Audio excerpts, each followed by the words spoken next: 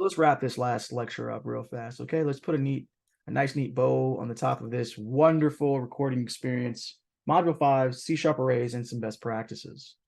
So, best practices for iterative statements, because that's what arrays are. Watch out for infinite loops. For all things considered, you don't want to try to prevent infinite loops. As a matter of fact, and sometimes in order to not have a user encounter unhappy path, you have to create that yourself and then prevent it at the point of attack.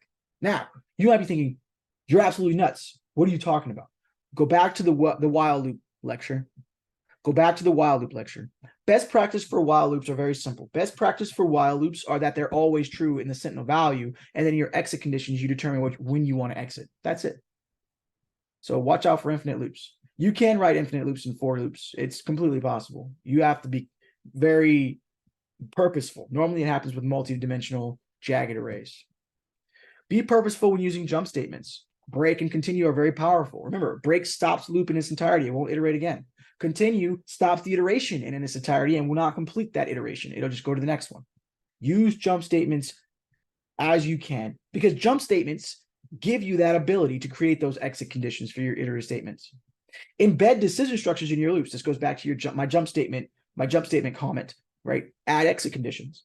Understand when it makes sense to use a for loop versus a for each. I've only found one situation where I would use a for loop over a for each. Otherwise, I would never use for loop. The only time I would ever use a for loop over a for each loop is very simple. A for each loop takes the array and embeds it within the loop, so it knows when to stop and when to start. But a for loop doesn't. A for loop is just iterating. It's a dumb iterator. We're doing some extra work so we can pull the data out of your array. Because the data of the array or the collection is embedded into the for each loop, you can't modify it. It just won't let you do it. You can't iterate over an array in a for each loop and modify the contents of the array. You can't do that. You can only do that in for loops for the most part. I mean, you can do while and do while, but that's a pain. For loops are the most efficient, easiest to write.